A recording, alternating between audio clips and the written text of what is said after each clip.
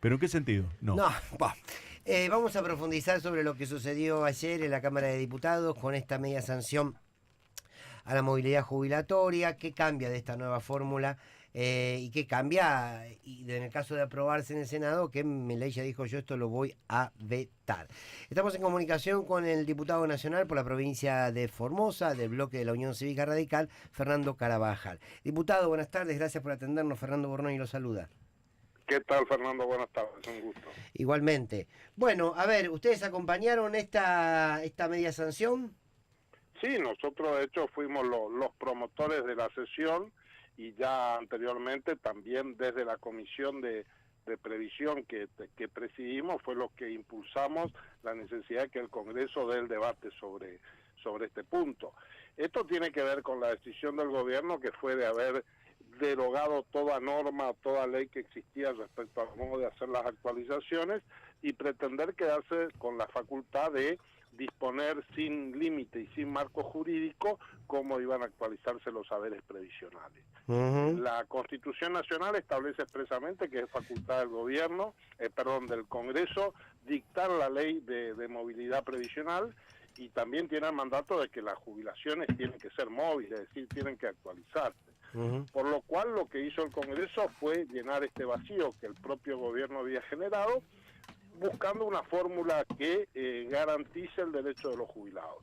Por supuesto, sabemos que somos conscientes de que estamos lejos de lo que sería el ingreso que se merecen los jubilados, pero hemos logrado un consenso de una fórmula que por lo menos le da un marco de protección al haber jubilatorio para que no pierda lo que el gobierno quiso hacerle perder de la inflación del mes de enero, y que se permita hacia el futuro mantener por lo menos el valor constante en relación al índice de precios, ¿no? Bien, ¿y qué le pasa? Es muy razonable y muy básico, yo diría. ¿Qué le pasa cuando escucha al presidente decir que si tiene que vetarla lo va a vetar y que le importa tres carajos todo? Bueno, la verdad es que va a tener que ver si le dan los números, porque lo cierto es que ayer lo que sucedió fue muy fuerte en el sentido de que se consiguieron más de los 2/3 de los votos. Claro. Y esos 2/3 de los votos es el número mágico, porque es lo que en caso de un veto presidencial permite que la Cámara insista con el texto y ésta se apruebe aún en contra del veto presidencial. Ayer fue un primer paso para que la Unión Cívica Radical se empiece a marcar más en el camino de oposición y quizás no un sector tan dialoguista. Mira, yo creo, yo pertenezco al sector que desde el principio hemos establecido muy claramente de que no tenemos ningún punto de coincidencia política e ideológica con este gobierno, que siempre fuimos y somos opositores. Ser opositor en nuestra concepción no quiere decir votar en contra de todo ni pretender que el gobierno se termine. Nosotros sí le exigimos al gobierno que haga las cosas bien, y estamos dispuestos a demostrar de que cuando no hace las cosas bien, le vamos a poner el freno. Creo que lo importante ayer fue que la totalidad del bloque acompañó con firmeza este posicionamiento, y sí creo que la lectura es válida en el sentido de decir claramente la vocación del radicalismo de ser una oposición razonable, pero que se plantea como una alternativa frente al gobierno de Milei, cada vez va tomando más cuerpo dentro del bloque y dentro del partido en general. Diputado, ¿qué tal? Marco Cittadini lo saluda, ¿cómo le va? Hola, Marco. En línea con esto último que usted decía, el tema convocante, digo, porque la verdad es que encontrar una mayoría como esta, tan importante, usted le mencionaba, 2/3, uniendo a Unión por la Patria, con el radicalismo, con los sectores más dialoguistas del peronismo no kirchnerista, por ahora era raro, no ha sucedido.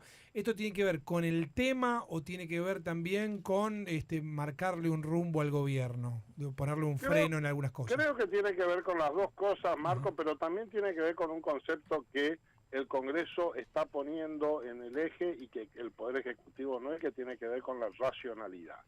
La propuesta que logró este consenso tan amplio es porque es una propuesta razonable. Digo, Unión por la Patria plantea un aumento mayor, que a todos nos gustaría dar, pero que entendíamos que en este contexto social y económico no era posible. Pero sí logramos un punto de encuentro, y en esto valoro que todos los espacios hayan dicho, bueno, está bien, esto quizás no es lo ideal, pero es mejor que lo que Claro. tenemos, demos este paso en conjunto. Entonces, esto es la racionalidad política, esto es lo que tenemos que empezar a hacer y buscar los puntos de encuentro. Ahora, el problema es que quien no quiere, aparentemente no acepta jugar este juego, es el propio gobierno y la bancada oficialista. Claro. Porque lo cierto es que, reitero, la propuesta es absolutamente razonable. ¿Qué estamos diciendo en definitiva? Che, mientras dure esta situación, lo menos que tenés que hacer es ajustar los haberes previsionales con la inflación. Claro. No decimos que ganen, nos gustaría y seguramente va a haber que buscar el momento para recomponer, pero por lo menos que no pierdan. Claro. No puede ser la variable de ajuste. Ahora, recién Fernando le preguntaba por esto que dijo Milei, bastante desagradable, me importan 3 carajos y voy a vetar todo, y usted por supuesto da una respuesta. Pero hay otra cosa que no solo dijo Javier Milei, sino también Luis Caputo, que es culpar al Congreso de los problemas financieros que ha habido en los últimos días con caída de bonos, aumento del dólar blue. Ustedes, digo, ¿cómo toman esto último? Digo, lo primero esto ya es nos lo más dijo. preocupante, Marco, porque en realidad habla de un gobierno que hace negacionismo de sus propias torpezas, y el mayor problema de esto es que no va a encontrar la solución si culpa a los otros, ¿no? Es decir, está muy claro que hay temor en el mercado, y esto tiene que ver con que plantearon una ley ómnibus que fue un espanto y entonces quedamos durante meses imposible de avanzar. Tiene que ver con que están afrontando un escándalo de corrupción mayúsculo, y que superpuesto a ese escándalo de corrupción hay superpuesto, que ha quedado blanco sobre negro, la ineficacia del gobierno para gestionar cuestiones básicas del Estado. No le estamos pidiendo que manden un cohete a la luna, le estamos pidiendo, la sociedad le está pidiendo que le den de comer a los chicos que están en un problema grave de alimentación en medio de una crisis socioeconómica que todo el mundo sabe que existe. Entonces, un gobierno que no puede hacer funcionar comedores, claro que tiene un problema grave de ineficacia. Y los mercados en esto miran todas estas cuestiones, por lo cual la propia actitud del presidente de salir frente a una ley razonable como la que se aprobó ayer, que el presidente salga con este nivel de desplante, eso desestabiliza al propio gobierno. No hay peor enemigo del gobierno de Milei que el propio Milei, tuiteando esas fotos ridículas que tuitea. Ahora, en ese sentido, percibe como un león, ¿no? Sí, en ese sentido, diputado, ¿usted no cree que toda la Unión Cívica Radical, y bueno, el PRO, no lo voy a decir qué opina el PRO, debiera plantarse como realmente oposición? Porque uno lo escucha de Loredo y dice, qué sé yo, no creo que ni Milei le pide tanto. Sí, bueno, yo no quiero criticar a los otros correligionarios. Creo que lo que sí destaco es que ayer logramos una posición unificada y logramos plantarnos frente al gobierno y le pusimos límites al gobierno. Después, bueno, el radicalismo siempre tuvo una pata un poco más conservadora.